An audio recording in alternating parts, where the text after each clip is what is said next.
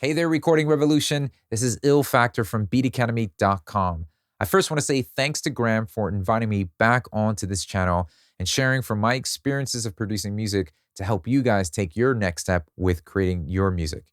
So, in this video, I want to share with you my process of taking an idea that you might start off with and flushing that out to a full demo.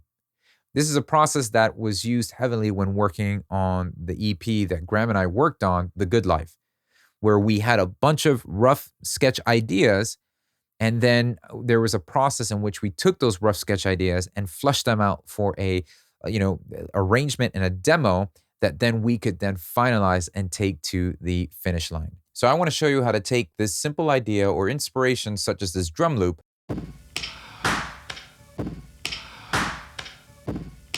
and turn it into a full demo like this.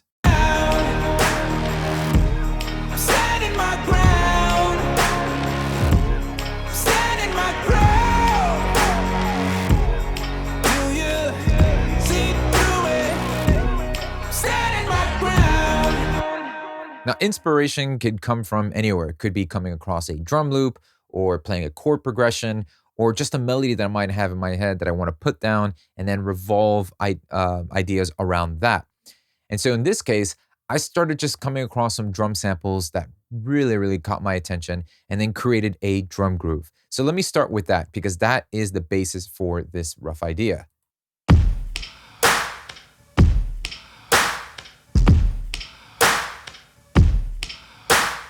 So I got this monstrous, beefy type of drum groove going on. And immediately I'm thinking, okay, this is going to be like a big anthemic kind of vibe. And I started experimenting with some synth sounds and things like that and coming across a progression that, that really just fits the mood that these drums are bringing across.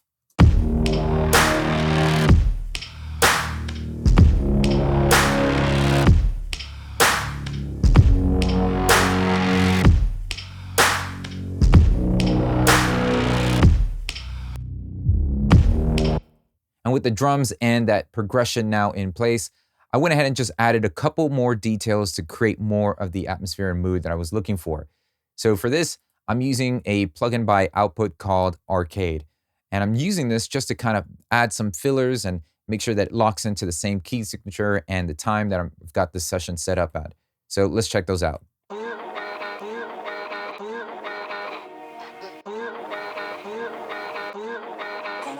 So then with these three elements, we have the overall general vibe.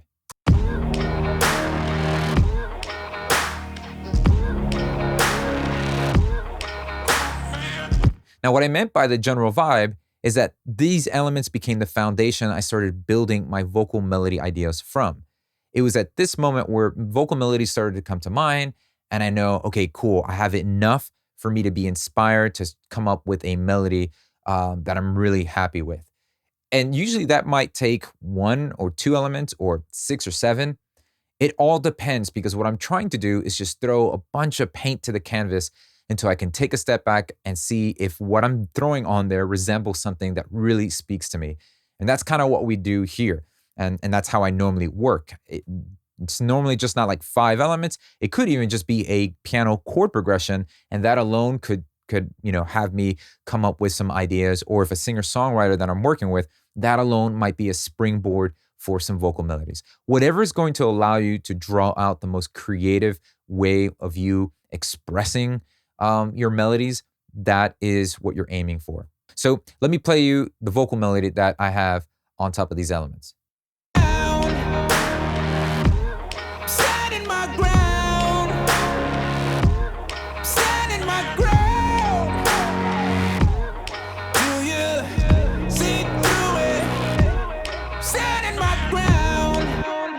Now I'm just singing gibberish, and immediately the word that came to my mind as I was singing the melody was standing my ground. It's got that grit. It captures the overall feel and mood of what the drums and the synth and just the grit that I'm getting from this vibe. So I thought, standing my ground, yeah, that's a really good staple there. I'm gonna start working everything around that. And as you can see it here in Ableton Live in the session view, I'll throw a couple different ideas down. I'm treating my session view here, these little slots that you see here, these are clip slots, And I'm treating them basically as ideas. I'll just playlists for those who are coming from a Pro Tools world. But just basically throwing a bunch of ideas down until I arrived at a melody that really sold me. And then with that vocal melody in place, I wanted to create some more energy and just amp this up a little bit more. So I figured, let me just go ahead and double that vocal. So I've doubled it about 4 times, recorded 4 separate vocal tracks here. And I've got it panned hard left, hard right, somewhat almost all the way left, almost all the way right. And yeah, and this is just gonna help just create more of that anthemic feel with the vocals.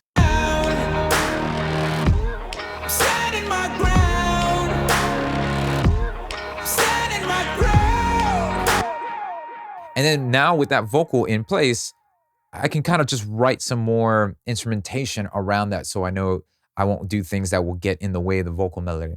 So I went ahead and put this pad in.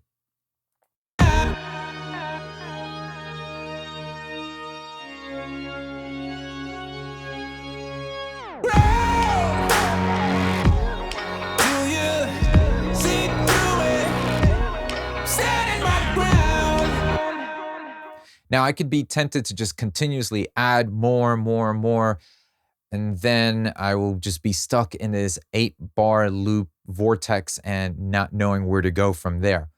And so I think right now we're at a good place with all the elements that we have here. And what I want to do is now structure this to a song skeleton. And it's good that I don't have all the things in here yet. What I want to do is map out where I'm going. What's the journey that I want to take this arrangement or this idea on? Usually what we have here is the destination, right? So this would be the chorus or the drop if you were working on, electronic dance music or things like that. So here is the statement, the declarative statement that I'm trying to make. And what I want to do is now work towards that. So I want to walk you through my process of forming this out to a song skeleton so that then I have a structure that I can then take to the finish line. All right, so I'm going to be exiting the session view here in Ableton Live and then focusing on my arrangement view. And so let's go ahead and open up my groups, which covers everything that we've placed there, the background vocals, the lead vocals. So these are all the elements. And since this is my destination, the chorus, I'm just gonna set a marker here and I'm gonna use this as a placeholder. I'll just say chorus, right? And I'll make sure that, okay, that's where I'm kind of taking this. Like I said, this is the destination. This is where I'm taking the listener on to get to here. So far, those are all the elements that I want to be heard in this section. So what I'll do is have everyone selected with the exception of the vocals and just drag them over to the left. Since this is a loop bass and I was just working on an 8-bar loop, I can pull them over to the left or to the right in a continuous manner. And so let's start the beginning of the song. Now that might be too much information to start off with. We want to create some dynamics. So maybe holding off on all the drums till bar 5. And then maybe kind of giving a little bit, maybe this coming in towards a pre-chorus or something like that. And maybe starting off with the bass progression.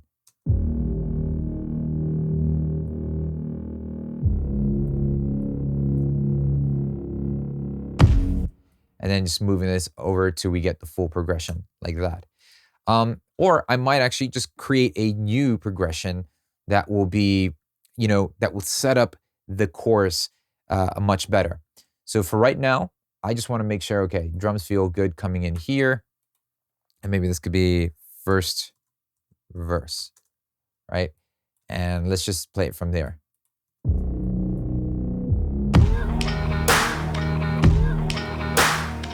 And let's just draw this out. So we have just maybe a vocal melody with the drums and the progression here.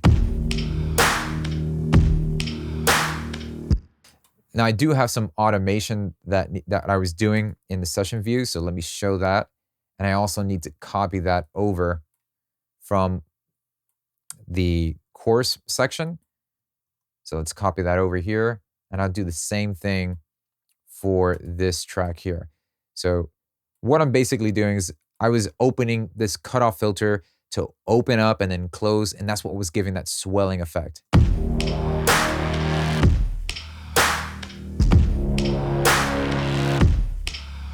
So that might even be cool to have the intro with the progression long and filter it in. Maybe put some more ambience and something like that. And so then the verses will have that automation creep in.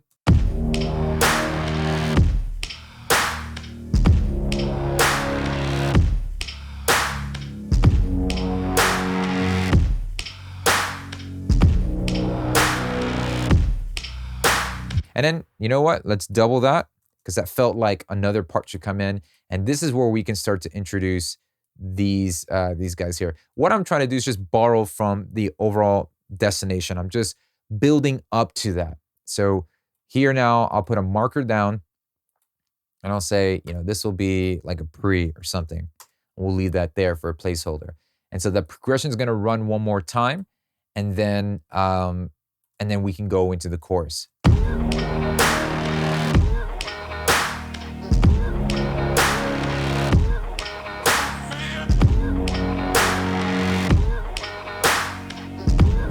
And I might actually, what would be cool is if we dropped out, and I'm just kind of playing this by ear right now, but if we dropped everything out for that whole bar and did like some really cool automation and effects to just introduce the pickup note, the pickup melody here, where I'm standing my ground with the vocals.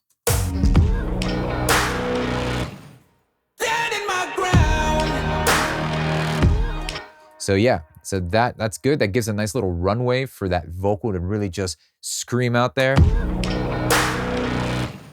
standing my ground. I'm standing my ground. I'm standing my ground. Do you see through it? I'm standing my ground. And then what I can do is, now that we have the first initial pathway to the chorus, I'm just going to go ahead and copy that and duplicate this time. And now I have the same structure out here. And let's see, might want to double that second chorus or add something there.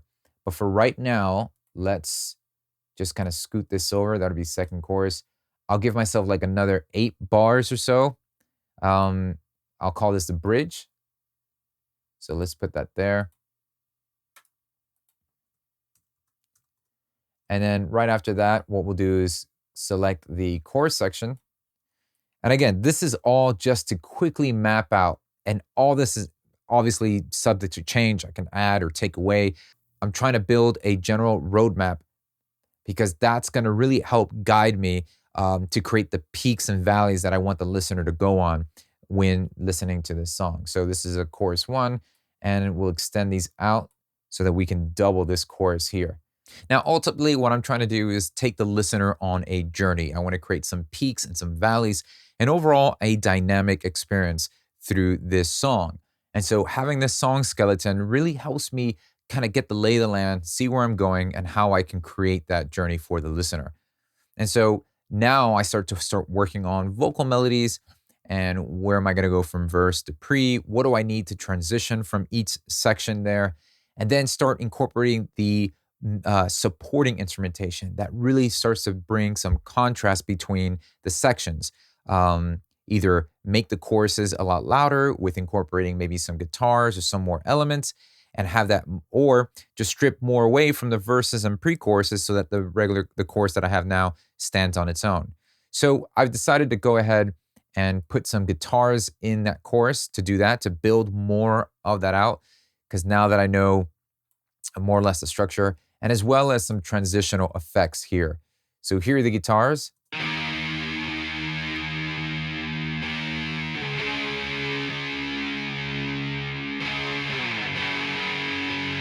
And it's just for a placeholder now until I can actually maybe stack them a little bit more and create the right type of balance. And then we have some effects to just kind of announce each individual section, as well as to build up tension and release. So just some white noise here. As you can see, I have them scattered throughout the whole arrangement. And I'm just using these effects to kind of announce certain sections. So when we get to the verses, we have a little bit of that tail end noise. And to introduce the beginning of the song too here. So now I can start putting in some more elements, such as like putting in a low end or maybe a sub bass to kind of beef up the chorus as well. Because the bass we have, the synth that we have there is gritty, but I really want to help cover in that low end. And this is what I can start to feel the meat on the skeleton. I could put the muscles back on the bones here. But what I'm really going after is, where am I headed? And this is how this is my process from taking that initial 8-bar loop vibe into structuring it into my song skeleton. So now let's just take a listen to where we're at right now with the demo, putting the guitars and transition effects back in. I stand in my ground. I stand in my ground. I stand in my ground. Do you see through it? Stand in my ground. So there you have it. It's my process from taking a simple idea into a full ready demo.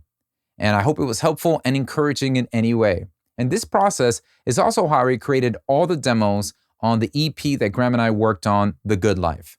Though there is a lot that goes into the making and releasing of an EP. So if you're interested in wanting to create, make, and release your own EP, I've put together a PDF guide that walks you through the 10 steps to make that happen. This is something that you can print out and use as a checklist when you're making your EP to make sure that you're on track. Graham and I will also be reopening our EP Blueprint course. This is the in-depth video course that walks you through every step of the process of producing and releasing successfully your very own EP. Just visit recordingrevolution.com/EP guide or click the link below in the description box to download this free guide, and you'll instantly be notified once we reopen the EP Blueprint. Thanks for watching, and if you found this video helpful, be sure to subscribe and like this video, and I'll see you next time.